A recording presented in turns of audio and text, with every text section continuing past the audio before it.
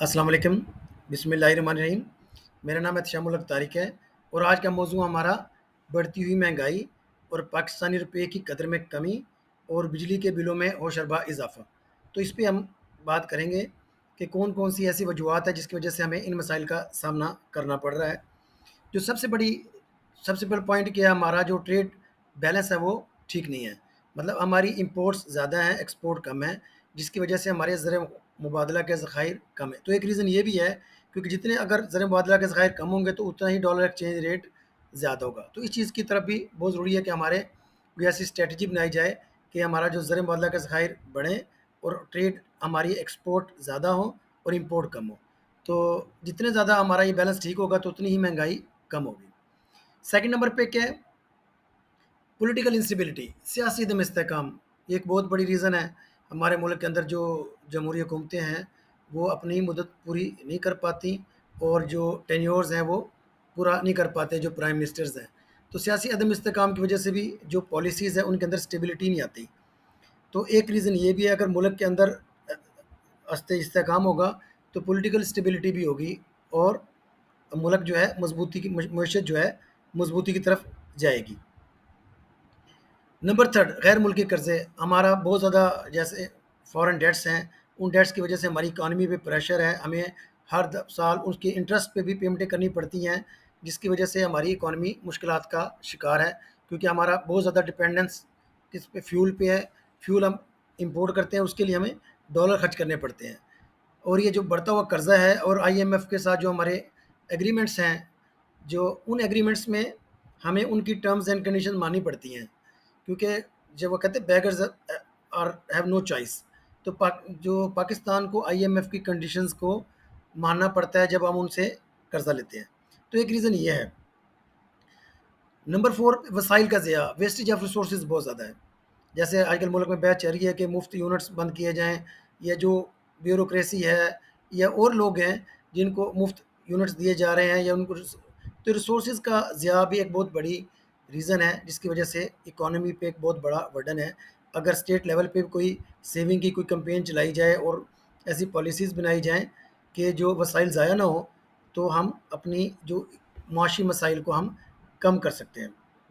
Smuggling बहुत बड़ा issue है कि हमारे मुल्क से प्रोडक्ट्स बाहर भी जा रही हैं और आ भी रही हैं, और बैंकिंग चैनल के थ्रू ये नहीं हो रहा। स्मगलिंग भी एक बहुत बड़ी रीज़न है कि जिसकी वजह से हम मुश्किलात का शिकार हैं। उसके अगला पॉइंट है मनी लॉन्ड्रिंग, यानी कि मुल्क से जो डॉलर है बाहर जा रहा है, ठीक, और विदाउट एनी बैंकिंग चैनल, जिसकी वजह से मुल्क के अंदर ज़र मुबादला का ज़खायर कम है। तो एक ये रीज़न ये भी है कि मुल्क के अंदर जो डॉलर की जो है मौजूदगी कम इसलिए है कि इलीगल तरीके से डॉलर मुल्क से बाहर जा रहा है। मफादात का टकराव, वो क्या है? मफादात का टकराव ये कि जो लोग पॉलिसी लेवल पे हैं और उनके अपने जो इंटरेस्ट हैं वो अपने इंटरेस्ट को ज़्यादा मुकद्दम रखते हैं और अपने जो नेशनल इंटरेस्ट है उनको पीछे रखते हैं। इसकी एक छोटी सी मिसाल आप देख लें, जो चीनी की कीमतें हैं बहुत बड़ी हैं, क्योंकि जो पॉलिसी लेवल मेकर थे वही शुगर मिल्स के ओनर्स थे। तो उन्होंने एक ऐसी पॉलिसी बनाई जिससे उनको, जैसे उन्होंने चीनी को एक्सपोर्ट किया तो वहाँ बेनिफिट हो गया, अभी इंपोर्ट कर रहे हैं तो भी चीज़ महंगी बिकेगी चीनी, तो इस पे भी जो है उनको फ़ायदा मिलेगा। तो कॉन्फ्लिक्ट ऑफ इंटरेस्ट बहुत बड़ा रीज़न है इस मुल्क के अंदर जो मुआशी मसाइल हैं, ये बढ़ती हुई महंगाई है।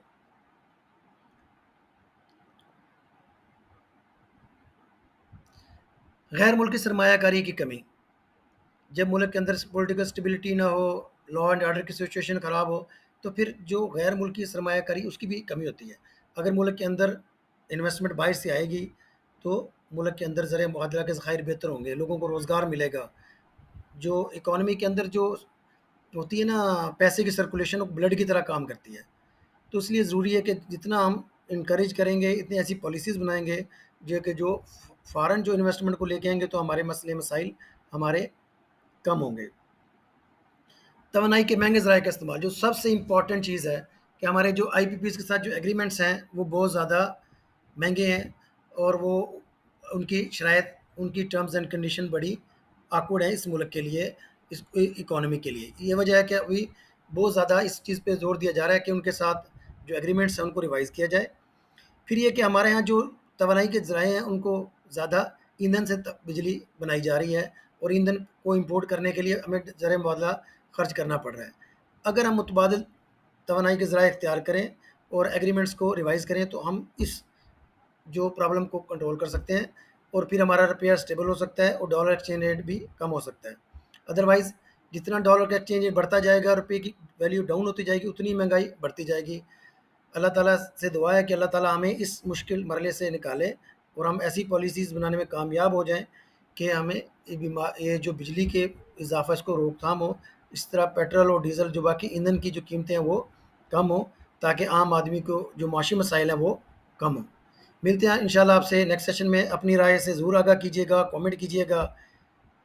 بہت شکریہ، جزاک اللہ، اللہ حافظ۔